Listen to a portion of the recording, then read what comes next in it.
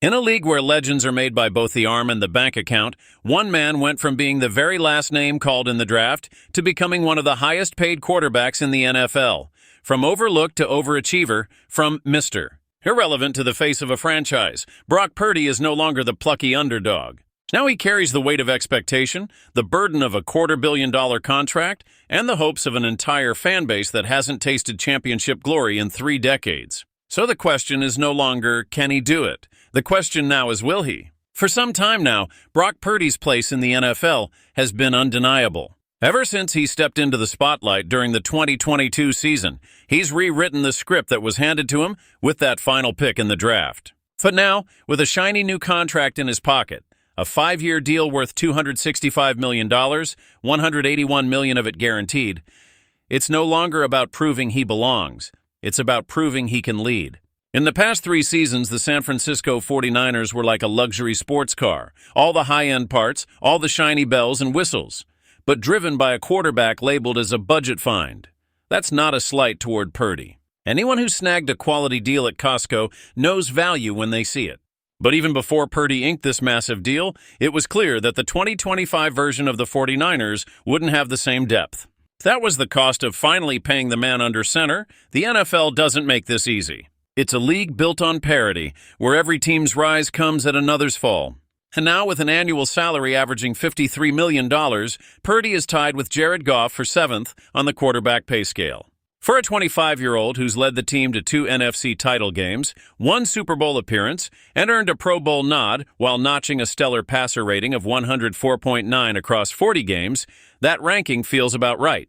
But yes, it's still wild that he's making more money than Patrick Mahomes or Lamar Jackson. Equally surprising, though, is that names like Tua Tagovailoa and Trevor Lawrence are ahead of him in the financial pecking order. But let's not pretend Purdy hasn't earned his shot. He made just $2.6 million total in his first 3 seasons, chump change by NFL standards, all while outperforming quarterbacks with much higher draft pedigrees and bank balances. But now it's no longer about being the thrifty solution. Now it's about being the cornerstone. The 49ers made a bold commitment.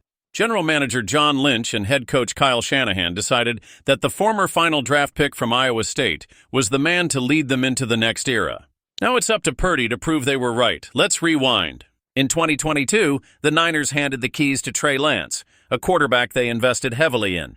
But injuries opened the door for Purdy, and he sprinted through it, winning all 7 of his rookie starts before a brutal elbow injury in the NFC title game stopped the ride. Fast forward 1 year, post-surgery, post-rehab, and he leads the team all the way to overtime in Super Bowl 59, only to lose a coin toss and eventually the game to Patrick Mahomes and the Kansas City Chiefs. But remember, even Lamborghinis break down, and in 2024, the 49ers spent more time in the repair shop than on the racetrack. They were stripped of key players like Deebo Samuel, Charvarius Ward, Talanoa Hufanga, Dre Greenlaw, Javon Hargrave, Aaron Banks, and Leonard Floyd. All this to make room under the salary cap for Purdy's big payday. And as the parts disappeared, so did the performance. The once dominant Niners fell to 6 wins and 11 losses. The Lamborghini had become maybe a Jetta, and Purdy? He had the worst season of his career. Just 20 touchdown passes, 12 interceptions, and a passer rating of 96.1, good for 13th in the league. His supporting cast was either injured or underperforming. Christian McCaffrey was barely on the field. Brandon Ayuk, his go-to target, was frequently sidelined.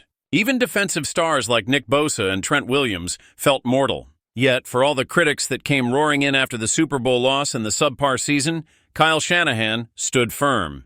"Brock is the leader of our team," he said. "I have full confidence in him, both as a person and a player. We almost won a Super Bowl with him, and I believe he's capable of getting us back there." So why does Purdy still get nitpicked? Maybe because he was a 7th-round pick. Maybe it's his frame or his lack of elite arm strength. Or maybe it's just the shadow of Shanahan, a coach so revered that people joke anyone could win with him calling plays. But here's the truth. No matter how people try to define him, Brock Purdy is now the youngest, richest quarterback in the NFC West, arguably the NFL's toughest division.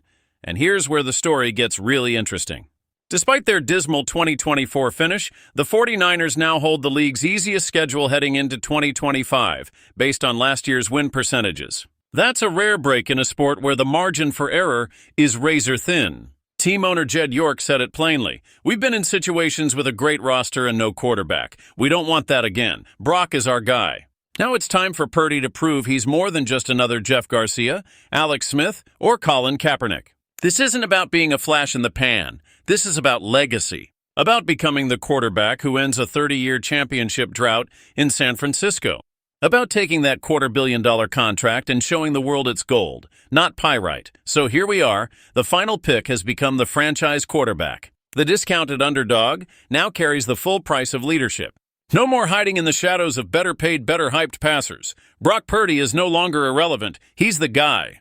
And in the crucible of the NFL, where reputations are built and broken every Sunday, it's time for him to rise. Not as a Cinderella story, but as the centerpiece of a championship chapter. Because the 49ers didn't just pay for a quarterback. They invested in a future. Now it's time for Brock Purdy to show them and the world that the future is now.